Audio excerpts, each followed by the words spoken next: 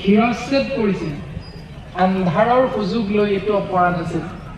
এজন ব্ৰাহ্মণ হিচাপে সেইটো অপৰাধ তেওঁ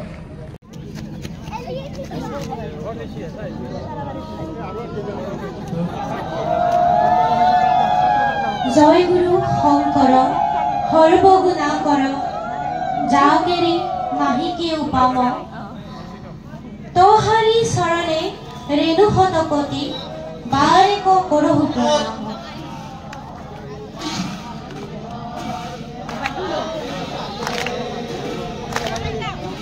মই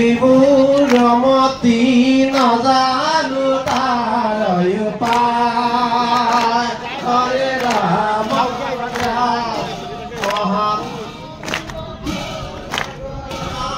হৰি হৰি হৰি আমাৰ মনক হৰি ৰাম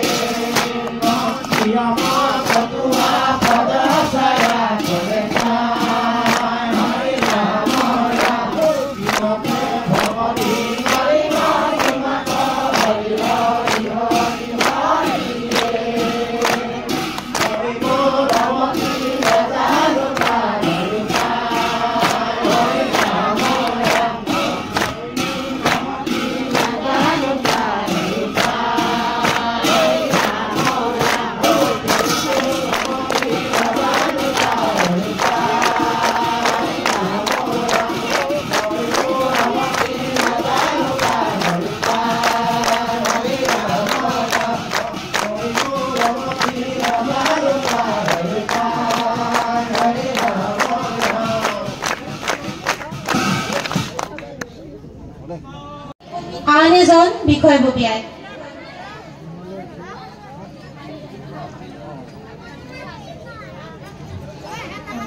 বিমল বাপ ডাঙৰীয়া অনুপস্থিত ইয়াৰ পিছত শ্ৰীযুত কৰুণা বাম শ্ৰী শ্ৰী গীতা সত্ৰ দুমুৰিয়াৰ সত্ৰাধিকাৰ তেওঁক এখন ফুলাম গামোচাৰে বৰণ কৰিব কমিটিৰ বিষয়ববীয়া শ্ৰদ্ধাৰ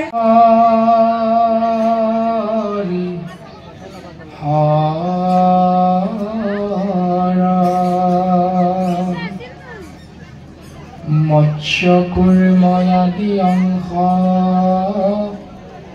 অৱতাৰ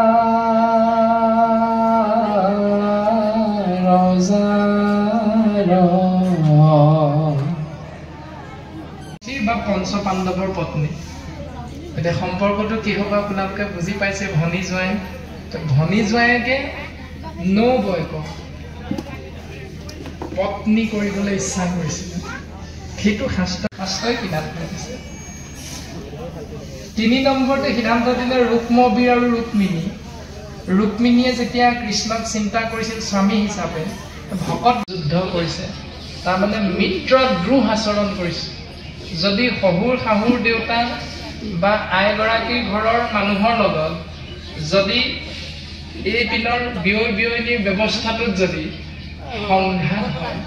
তেতিয়াহ'লে গাঁৱৰ ৰাইজে দুখিক বিচাৰ কৰি মুণ্ডন কৰিব পাৰে শাস্ত্ৰই কৈছে